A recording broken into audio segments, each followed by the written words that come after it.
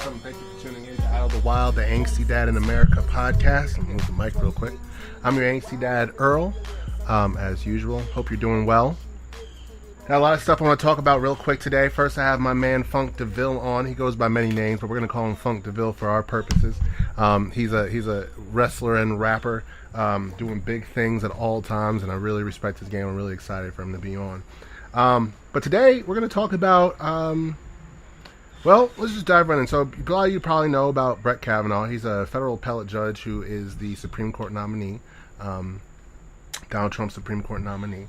There have, as of this podcast, there have now been 2.5 separate allegations of sexual assault that he committed, and corroborative stories that suggest, if not, the specific instances that these women are alleging, then at least they confirm his behavior in college. Apparently Kavanaugh was involved in a lot of drunken debauchery back in the day, as many of us were, but not many of us, I shouldn't say not many of us. A lot of people don't use that as an excuse. Well, we'll get into that in just a second. But, so apparently a lot of drunken debauchery back in the day, and one instance, Dr. Blasey Ford, was the first to come forward. She said that he and a friend pinned her down, tried to take her clothes off in a room, turn up the music so they wouldn't hear. No one would hear him scream, hear her scream. Another instance, the lady, the woman whose name I can't remember, who accused Kavanaugh, said that he put his penis in her face and he made his penis touch her face, like obviously not without her consent. So those things happened 30 some years ago, supposedly, and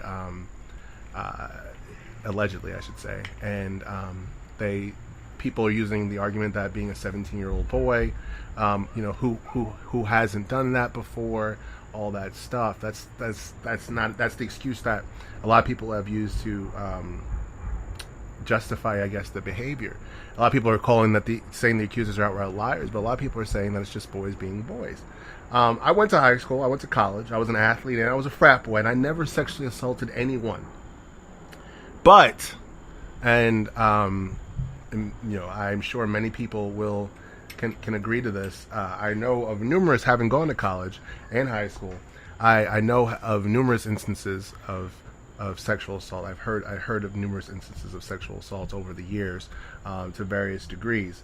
So, these things obviously existed. They exist and they existed, and they continue to be a problem in our society. And I think this is interesting because the other thing that happened today was right before we started recording, Bill Cosby, we found out, was being sentenced to 3 to 10 years in prison. He's 81 years old. 3 to 10 years he's been sentenced in prison because of sexual assault allegations from 2004.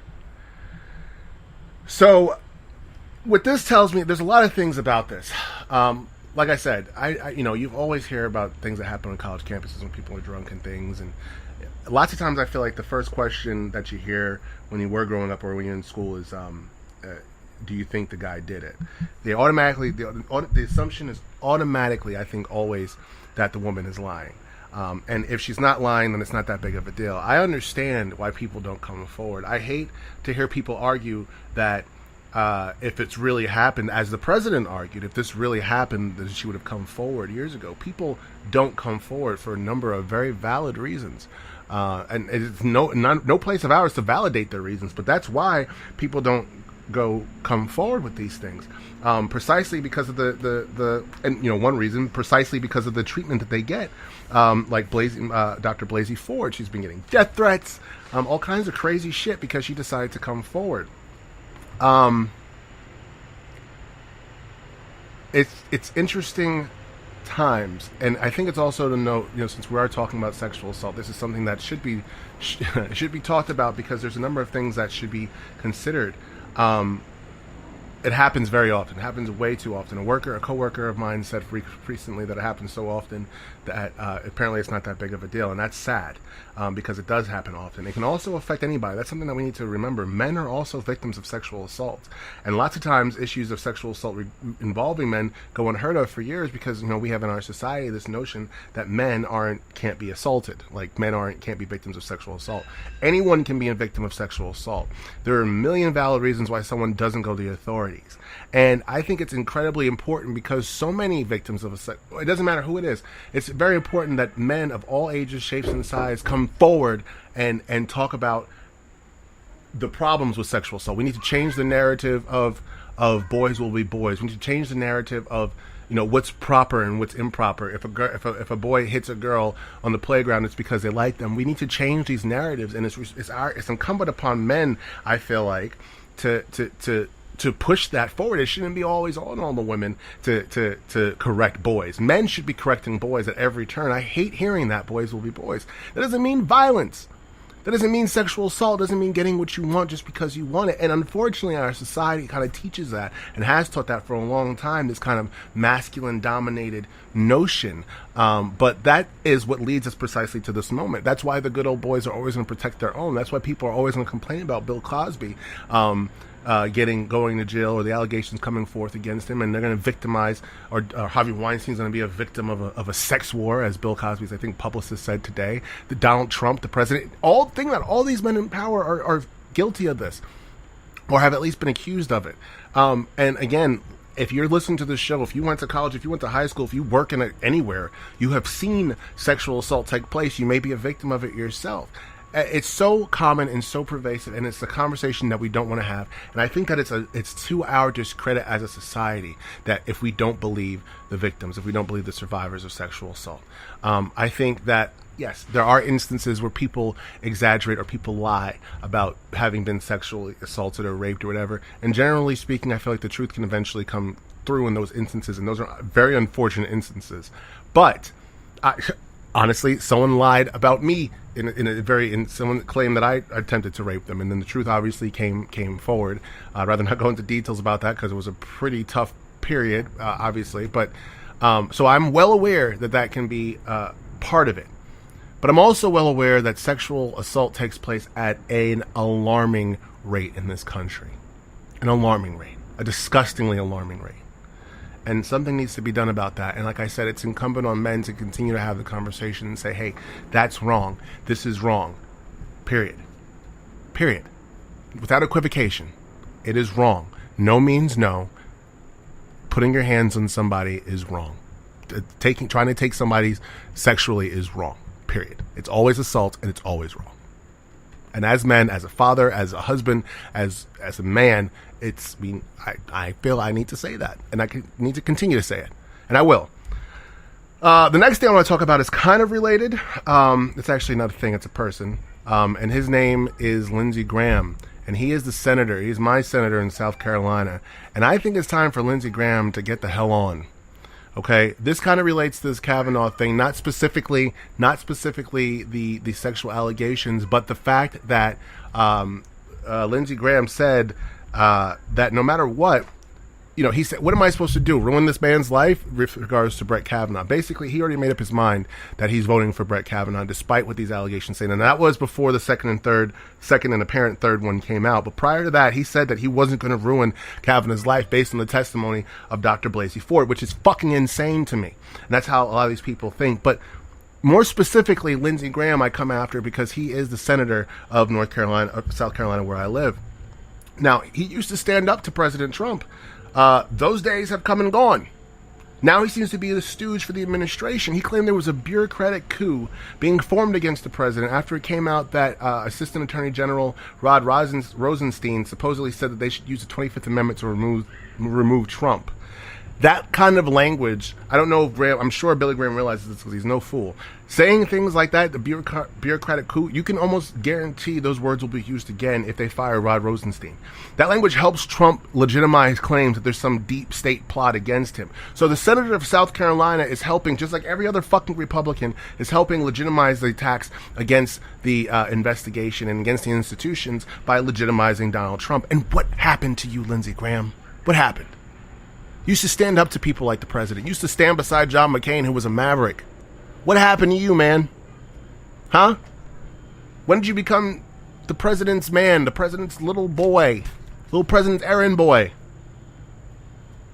They're going to use you as a reference. They're going to use your words, and you will go down in history as being complicit.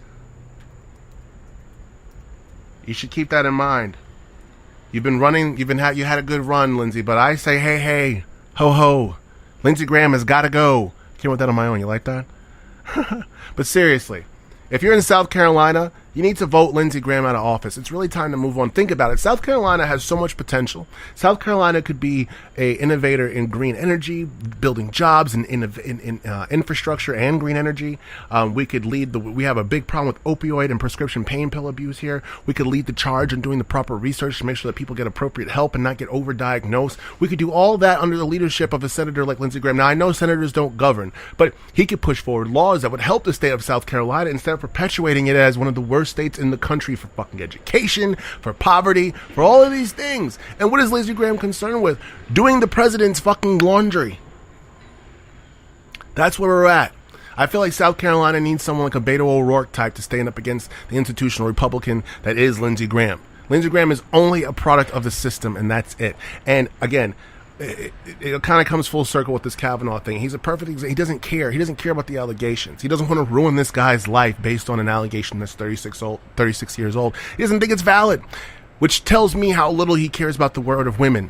And take that however you want, but that's what that says to me. If you're telling me that you were going to vote for a man, even if he did potentially violate a woman 36 years ago, hey, I don't want to ruin his life. That instance obviously ruined hers. She mentioned it in couples counseling with her husband. It came up. So if you mention something like that in couples counseling, you can pretty much guarantee that it had an adverse effect in your life going forward. But Lindsey Graham doesn't want to ruin Brett Kavanaugh's life by taking away the opportunity for him to serve a lifetime appointment on the Supreme Court. He'll just be a regular old federal appellate court judge. Are you kidding me? Are you kidding me? I feel like South Carolina can do so much better than Lindsey Graham. And it's all connected, like I said. It's all connected. Lindsey Graham's one of the guys who's going to be voting on whether or not Brett Kavanaugh can even become a Supreme Court justice. And he's already made up his mind, just like the rest of the Republicans. Well, it seemed like many Republicans did. But now these allegations keep coming up. And you know, like I said, I tend to believe the victim. I tend to believe the survivor. I tend to believe the person who claimed to be a victim in this case. I don't think Dr. Blasey Ford wants her name out there and wants death threats and wants all this shit because she's accusing somebody of she's telling her truth and telling what she recalls as and accusing somebody of having harassed her. And the truth needs to come forward. I don't think she's lying. I think he is. I think he'll continue to. And I'm under the impression that people like him and people like them lie like this because they don't think they'll ever get caught. And eventually your chickens come home to roost. I think they say hashtag time's up. Well, this is the moment. This is the times we're living in. Hashtag time's up. Now we're going to see what that really means. Does it apply to the highest court in the land, or is it just something that a catchy little slogan that they use when it's convenient?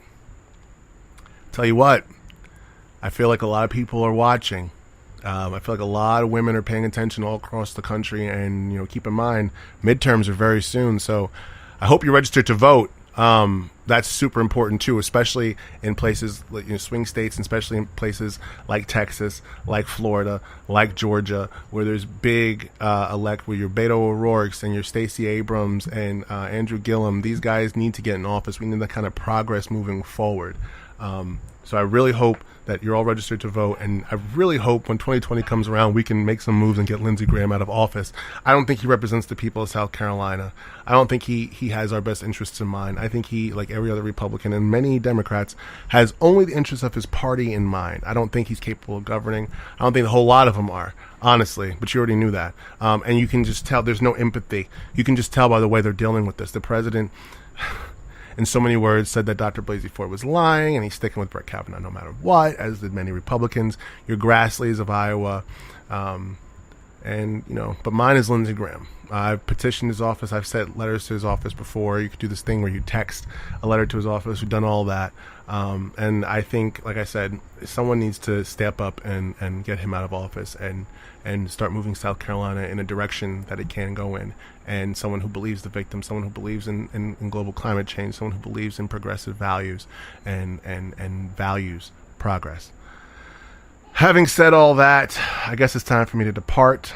On the other side, we're going to have my boy Mal G. I'm sorry. We're going to have my boy Jay Breezy. Oh, gosh, I'm sorry. I did it again. We're going to have my boy Funk Deville on, rapper, wrestler. He does it all. Brilliant kid. Comes to the table with a lot of good information, a lot of good ideas, a lot of good thoughts. I'm really excited to have him on. We have some really good conversations about a lot of different stuff.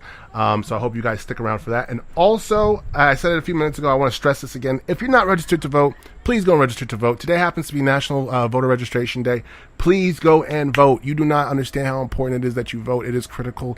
It's the best thing you can do. It's so critical and so important to a healthy democracy. Plus, we are living in crazy times right now, okay? It's critical that people get out there and vote and try to save this country. I mean, like I said, Lindsey Graham's not up for re-election this year, but he will be soon, and I think that we need to do everything in our power to show people like him that their time is up and that America needs to move forward. We'll talk more about Lindsey Graham another time. For right now, as you may or may not know, we are out the wild. Peace.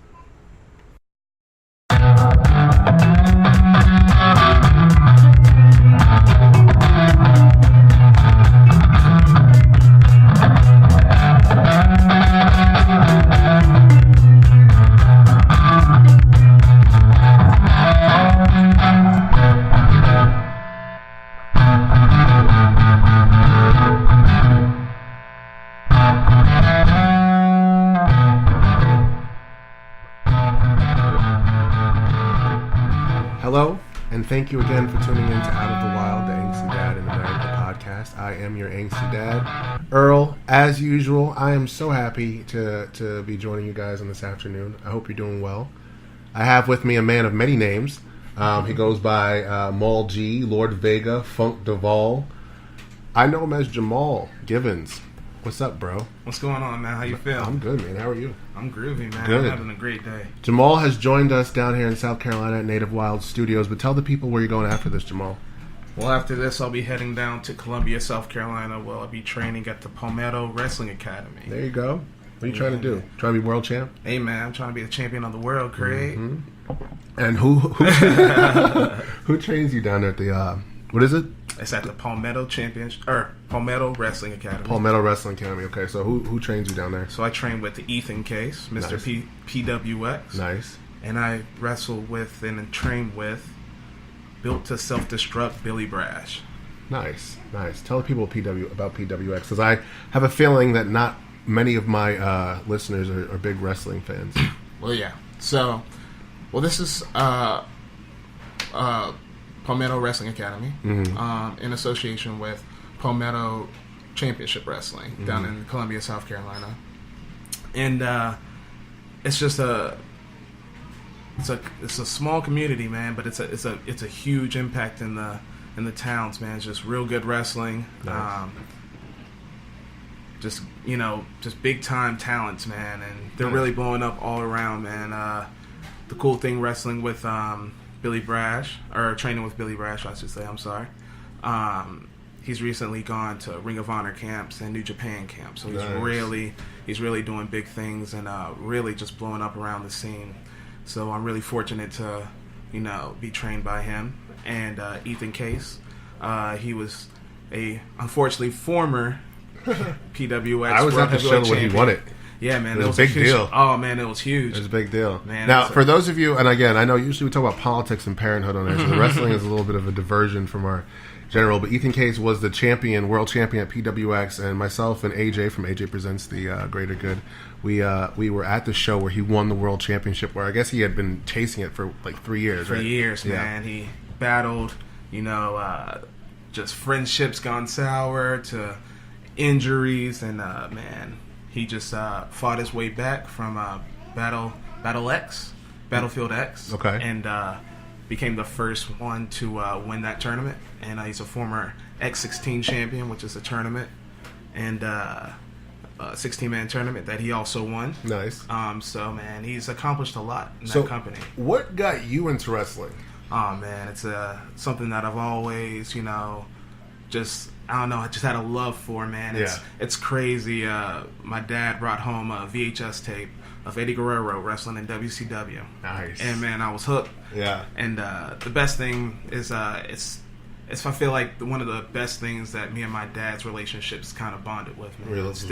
Is wrestling, man. Like going and building, shoe boxes with string wrestling rings to like me and my brothers going and getting cardboard boxes and making our own championship belts, man. Aluminum foil. And aluminum foil, man. And some Sharpies, man. Whatever you can find, man. That's right. Man, it was the best times. I was the world champion in ours. Oh, it sounds about right. We played Nintendo 64 for the belts. Oh, really? We actually wrestled. Yeah. See, that's the thing. My brothers just kind of did it for my love of wrestling. But they did love to play some WCW NWO Revenge. That game was so dope. Dude, man. So dope. And it's timeless. Every time I'm at a bar, I have to play. Yeah. It's a must. No, if you play it right now, I mean, it's still a good game. That's for sure. Absolutely. So who's your favorite? So Eddie Guerrero was like your first like introduction to wrestling? My first introduction to wrestling, for sure. Nice. I remember, I'm a little bit older than you, but I remember Saturday morning cartoons. I think my earliest memories of wrestling are Saturday morning cartoons. After the cartoons ended at noon, every Saturday morning was WWE Superstars. That's awesome. Yeah, it was pretty cool. And for like an hour, it was just like matches or whatever. Like it was just an hour long and it was short, but we used to watch that every Saturday after X-Men and Spider-Man, which is on Saturday morning. I mean, that's a full Saturday morning. Yeah, I'm jealous. Yeah, of that 1 o'clock Saturday we got to do yard work, but right. When you hear the music on, it's time to clean up. Exactly, that's right. Yeah, the banjo started playing, and it's like, boys. But yeah, that's my early. So what's your early? So your earliest is watching that video. Absolutely. Do you remember the early days of Raw? I don't. See, I was a big WCW guy. So I would see Raw every once in a while because if one goes to the commercial, then I flip to the other. Of course. Monday Night Wars. Exactly, man. And they had me hooked. I was like, man, I love everybody. So when did you turn? I think everyone. I was the WCW guy too for a while. Absolutely. And again, I'm a little bit older than you, so I really like. I remember being in middle school at the time and like the NWO shirts and the suck it shit and all that stuff. Oh, dude, man. When I was in second grade, my brother painted my face as NWO Red Sting. Nice. Yeah, man. And I had red NWO pajamas. So I used that, man. Had my brother paint my face, and I remember going to the school dance and jigging, man, as Sting. I don't know if anyone got it, but man, that was one of my favorite. Especially as a kid that wears glasses, there's not a lot of times where you can get a cool Halloween costume because, like, if you're a Power Ranger, you want to wear the mask, you know. But if I got glasses, exactly. Yeah, I know. Trust me, I know. And the hard plastic, man, it cuts your face, and you just want to, be the Power Ranger, come out looking like the Joker. So, yeah, man. So to be able to, just paint my face on for that day, man, was a good experience. So shout out my brother for that. Do you know? Now you are a man of many names. I am. How? Why? So I think it stems from my dad. I think a lot of stuff we're gonna get into will, I guess, fall back to him because it inspired my wrestling persona, Funk Deville, and which is an homage to my pops, man. And, I gotta call you Funk because I gotta keep Funk alive, baby. Right. You know what I'm saying? Right. So with that, Funk Deville, man. Yeah. Future of Funk in the Flesh. I like Outer it. Space Mental Case. I like it. I like it. I think my dad always has nicknames for people, and he's always going to call you Funk until he get to know you. You're going to get a nickname. Guaranteed you're going to get a nickname. But, yeah, man, you're going to be called Funk first, and just with that, man, he always always making nicknames up, man. So it's just fun to name things. So, and I think that's... I do many different things. I try to do many different things with rapping and wrestling. Right. I can talk about that too. So for rap, you go by Mal G. Correct. Why different? I mean, like, do you feel like it's a different persona? I mean, it could be, man. But everything just kind of winds together. But it's that's definitely something that I feel like is a little bit different, man. I've always gone by Jay Breezy. Yeah. That's easy though. Right. Exactly. Yeah. But it's it's something also that all the people that are closest to me will call me that. Right. So it's kind of like, it's almost like they call me by this, so they know. You know, you Right, can almost see the hierarchy. Right. Or if not hierarchy, but just kind of a transition. How close they are to you. Bro. Right. Yeah. That You makes know, sense. I mean, this new wrestling family that I'm developing. Yeah. They know me as Funk. Right. They call me Funk. That's cool. But my nephew calls me Uncle Breezy. Right. You know what I'm right, saying? right. My brother. You know. And I guess it depends on where you met you, because I feel like I met you in Exactly. like your Mall G phase, Exactly. so that's what I think of. I mean, I call you Jamal, but I think For of sure. Mall G because like we did the track together. Exactly. The intro, in addition to, for those who may not know, the song at the beginning of the show is 808, or that's what it's saved as. I don't even really have a name, but That's the fun. See, and that's the fun part. You just kind of name it what you're feeling at the yeah, time. and that's like I was it's using fun naming 808 so stuff. so yeah. So but Mall G is on that track in addition to Jay Young. So now we have had both of the guys who are on the intro track on the show, and that's There it pretty is. dope. That's pretty dope. And both of you guys. So tell me about the rap game. So like, tell me about the song. At the end of the show, we're gonna be playing your song. What's it called? It's called Good Vibes Only. It's Okay. my boy from Kansas City. He reps Kansas City hard, NJC. And he gave me the pleasure to feature on this track with him, man. And it's just a good, feel-good, fun song, man. It's just groovy, real boppy feel. Yeah, So, I like it a lot. Yeah, We're gonna man. have Good it on Vibes the Only. It's song. on Spotify, iTunes, all that good Yeah, stuff. Good Vibes Only. So are you coming out with an album soon? Man, it's always in the works. Yeah. I'll never say that I'm not working on things. Yeah. But you can't expect more music. Absolutely. Oh, well, I'm looking forward to that because your music is pretty dope. I appreciate it, man. You have what's your Spotify or your SoundCloud handle? SoundCloud is going to be, and see, just to Another show name? you. Look, almost. It's been mentioned, but man, I've had SoundCloud for so long, but it's soundcloud.com/J-Breezy. BREEZY. So soundcloud.com/J-Breezy. Okay. So definitely check that out because he has some dope music out and it's a lot of dope collaborations. You mentioned earlier, not on the show, we were talking before the show, but you said how you've been featured on a bunch of stuff recently. For sure. And we have a secret project. I'm not going to talk too much about it, but I'm going to have him, he's going to be featured on that project as well. So real top secret. yeah, it's super top secret. We can't wait. It's going to be so dope. Y'all going to turn the show and be like, what the hell is this? But that's, hush, hush, that's on the down low. So you're a Charlotte native son. I am. Have you ever lived anywhere but Charlotte? No, I'm born and raised in Charlotte, man. I grew up on West Side Charlotte, off Freedom Drive. Freedom Drive. Yeah, man. Moved to the North Side, and yeah, man. So a little bit of everywhere, man. But Yeah. always been native to Charlotte. And how are your feelings on Charlotte? Charlotte's dope, man. A lot of changes, man. You can't go anywhere without it being somewhere different. Yeah. I think Charlotte owes everyone a new set of tires. Yeah, you're lying, bro. Like- you're lying. How did the mayor become like the traffic? Who was the mayor? God, I can't think Fox. of his name. Yeah, he became like the transportation advisor to Obama, Exactly. and we have fucked up roads. Right, like, man. do I'm something called about these Domino's, roads. like, they- They They'll like clean that shit up. Right. They will. They will It clean was that like, man, shit we up. got you, man. Shout out to Yeah, he's Domino's. like, we don't worry about the city. It is pretty insane. The roads in Charlotte are terrible. But Yeah, what man. else? What else? I mean, Charlotte. And we talked about. I talked about it with Miles. I talked about it with Mike. I talked sure. about it a little bit with Joey. I think Yeah, Charlotte's man. changed It's a lot. just man, things have changed. Like I said, man, growing up on the west side of Charlotte, there's a predominantly, black neighborhoods. Right. I mean, I lived in a neighborhood where the park was Martin Luther King Park. Man. Right, Like, of course. Come on, bro.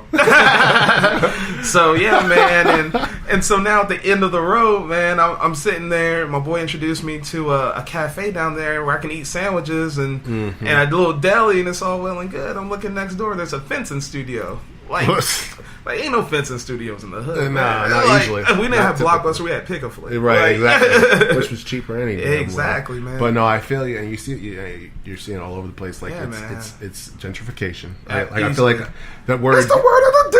I know exactly. I hate using that word, but like it keeps coming up in conversation man. because if you live in the city, if you're from now, we've lived here for about 14 years now. Absolutely. So if you live in the city, about 14 years. Wow. So if you live in the city and you're from the area, Right. I mean, walks like a duck, talks like a duck. exactly. It's You see, and that's what gentrification, it is. bro. It's gentrification, and it's modern. And I hate to get on this tangent too, but it is a Yeah. modern day colony. Yeah. Like it's basically you're pushing indigenous people out and taking Naturally. over the land as your own, Exactly. and changing the culture while borrowing it from it at the same time. You know what I'm saying? Like, and Absolutely. that's happening in Charlotte all over. Like I can't stress enough how much I hate seeing the fact that the chop shop in Noda Dude. is gone. I fucking hate It's that. so dope, man. Like, the first time I went to Chop Shop, there was no other bar I could easily say that was Come As You Are. Yeah. Like, I walk in and the girl was wearing a cloak like she's Raven from Teen Titans and a staff with a skull on it. And everyone's just chilling. Chilling, bro. Yeah. Like, they playing movies. Like, dapping her up and shit. Man, like, nobody even cares. Dude, man, I'm sitting drinking a beer outside with my boy. This girl's up and just, like, feeling on the ground. It's just like, man, you got to be connected with the earth. And I'm like, yo, dude, you love. Yeah, dude, you're right. Yeah, you're man, right. like, you ain't wrong. This is a Arrested Development album. That's what I'm saying. But no, you're absolutely right. It was a dope place. My earliest memories, I only went there a few times, but one of the times was right after we found out Jessica was pregnant. So I always remember that. You know what I'm saying? We had a big show. It was for, I think it was for Miles' birthday. Awesome. And we played. So you got to perform, man. Yeah, we played there. And we had huge stage. Oh, it's a huge stage. It's a huge room. There's a lot of people that can fit in there. In this particular, because it was Miles' birthday, he put the lineup together. Awesome. I think Dollar Signs played that night. Nice. That's Eric Button's band. And it was just a dope turnout. And I remember we were playing a song of ours. This is when we were in Slow Motion Riot. We were playing a song of ours called "The Fall." And my cousin was there, and she filmed it. And I'll see if I can post it somewhere just for throwback purposes. For sure. But it's the Thursday. crowd is singing. The crowd is singing with us. You know what I'm saying? And we're like, I'm up there fucking jamming out, like rocking out, soloing my ass off, and it was just a dope feeling. That was at the Chop Shop, and that was a great. And now I got a tattoo at Foos the other for Father's Day. My wife got me a tattoo of Foos. This arrows. Those are dope, man. Yeah, I was about to say I thought those were new. Yeah, man. these are pretty. I got them for Father's Day, but from Foos, if you look right down that road, across, down the street from Cobblefish Taco, where there used to be like a long road, and there's like that open, just huge parking just lot, like industrial. Yeah, like and Chop Shop was such the perfect name. Yeah, it was. I mean, there was a Chop Shop. They did that, exactly. And now it's gone. You have these fucking apartments. Right. There. Every other fucking apartment in Charlotte. Man. Like, let's pay $1,500 for a closet. Yeah, exactly. We need that, and have all these yuppies come into town. Like, guys, have you ever been to the Thirsty Beaver? Yeah, right. It's so cool. It's the coolest. It's and my so dog cool. can drink right out of my cup. Yeah.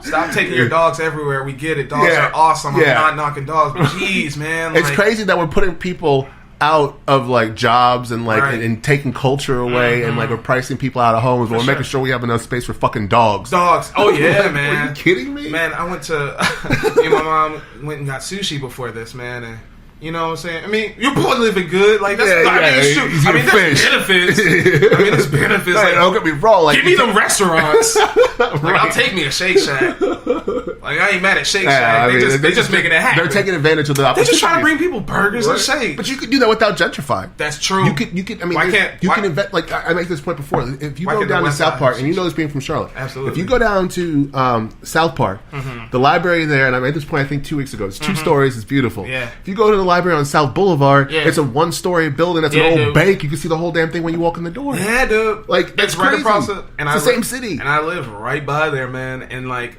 there's a building that's, and it's funny, man, because it was a gas station. It wasn't really like the most hidden because, it's still kind of, it's where the hood meets the where it starts to, like the light wheel goes there, so man, it's not so bad. Yeah, right. It's kind of like bars on your cell phone. It's getting a little better. right. It's not 4G yet. Right, and that's Charlotte though. Yeah, man. That's Charlotte in a nutshell. And that's just crazy, man. It is crazy how much has changed even since I've been here in the 14 years now. Absolutely. But having said that, like you said, there are some good things. You're a Panthers fan. I am a Panthers fan. Panthers are 2-1. Keep pounding. Yeah, keep pounding. Life is straight. I'm an Eagles fan, so championship status. You know how we do.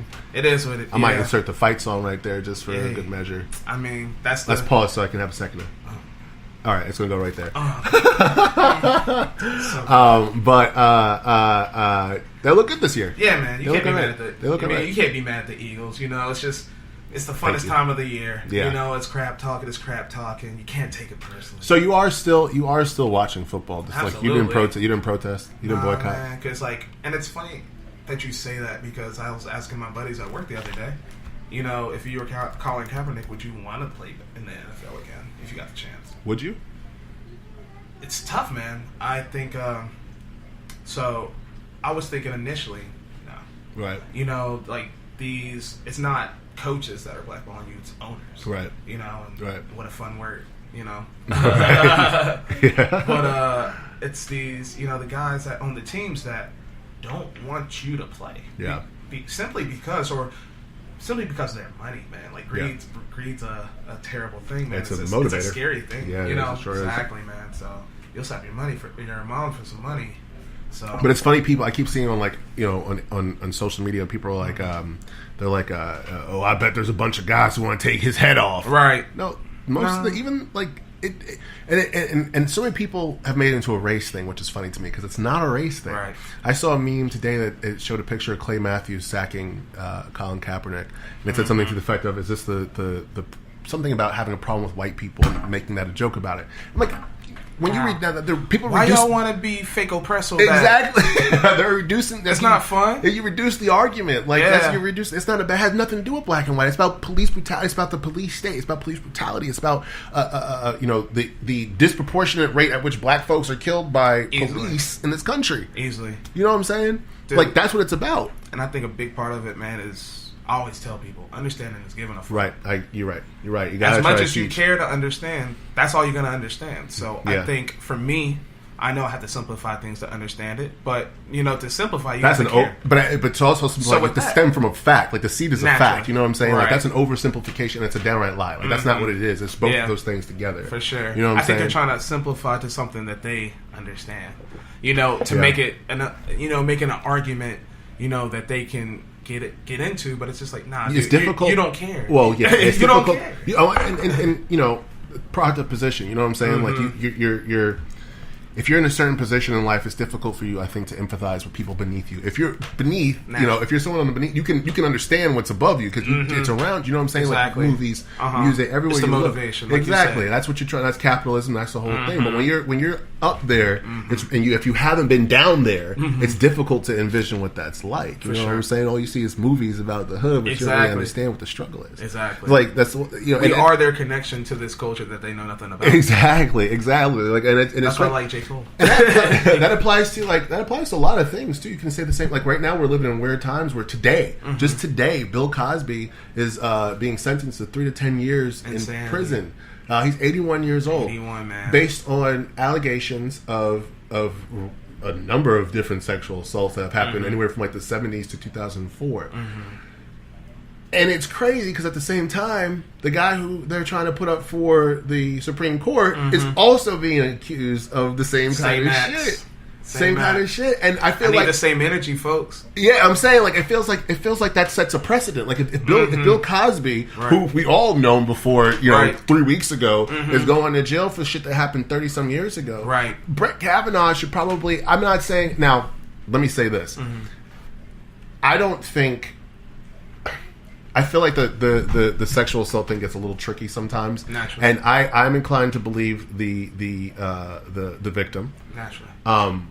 But I also think it's difficult. You can't prove it 35 years later. You know what I'm saying? Like, and I understand why people don't report it. I definitely understand why people don't report it, but it's difficult to prove. So I'm not saying I think people should pay for their sins, and I think that it is if Bill Cosby, they found that he did that, he definitely needs to suffer for it. Like he should pay for it because he caused suffering to other people. But it gets a little difficult because it's like, how do you prove that in the court of law? You know what I'm saying? Exactly. Separate in the court it's just of the law. human rights part. Exactly, and that's what I'm saying. Like, but with the way our legal system is set up, like the second someone gets accused, you're supposed to be innocent until proven guilty. But when someone gets accused of these things, they're guilty until proven innocent. I feel like that's.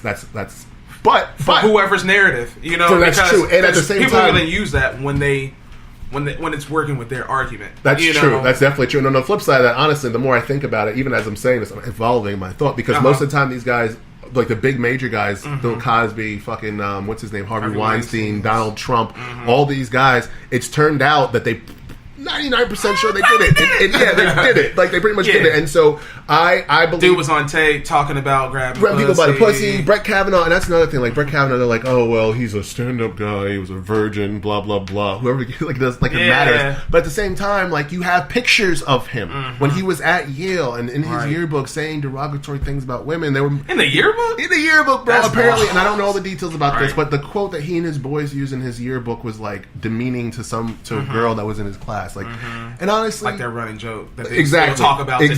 Exactly. You remember? Go for it. Yeah. You remember when we did that shit? Yeah, exactly. Now we're boys. Right. We grew up as we're the boys. But Yeah, exactly. So I was going to say now, but realistically, how many people do you know growing up, boys, and who did shit like this, and the behavior was just excused? Like, you saw this all the time throughout high school. I mean, I don't want to drop. I'm not going to say cases and shit, but you saw it. Yeah, you saw it all the time, and the behavior's just excused. And I think it's just like boys are boys. Yeah. Like, so when you hear these things, accused, these accusations or what have you, like, they want to use it as a shoo-shoo. Like, boys will be boys. Well, boys do these things. So if you say boys will be boys, like... You're justifying those things. Exactly. And that means not just justifying those things, but proving that guys be on that shit. Right, yeah, exactly. You're like, part of it. Like, because who wants to go through that suffering? Right. Just to, to make noise. Like, it's so common. Right. Like, the numbers are staggering. A girl at work said to me the other day, we were talking... who were we talking about? I can't remember who we were talking about. We were talking about somebody who sexually or was accused of sexually assaulting someone, and I was like, "She was." No. We were talking about someone that we had worked with who had sexually assaulted somebody. Wow. Okay. And I said something to the effect, like, in disbelief of the circumstances. I said, "Who does this?" And then I stopped, and she said, "Yeah, apparently so many people do it that it's not a big deal." Right. And I stopped, and I'm like, "Yeah." That's the truth. There are so many people and so many instances where this happened where it's not a big deal. Yeah. And that's crazy, and that's a horrible thing. And, as men, I feel like it's our responsibility to change the narrative of boys will be boys. That needs to mean something totally different. Like, that needs to be respecting women. That needs to be respecting boundaries. That means understanding that no means no. Right. You know what I'm saying? Like, I have a son. Those are the things I'm going to teach him. Easily. And that's one of those type of things where it's like, sometimes Facebook gives you gems. And I'm like, it was just probably a meme. And it's just like black men, like our women should be able to see us walking down the street and feel safe.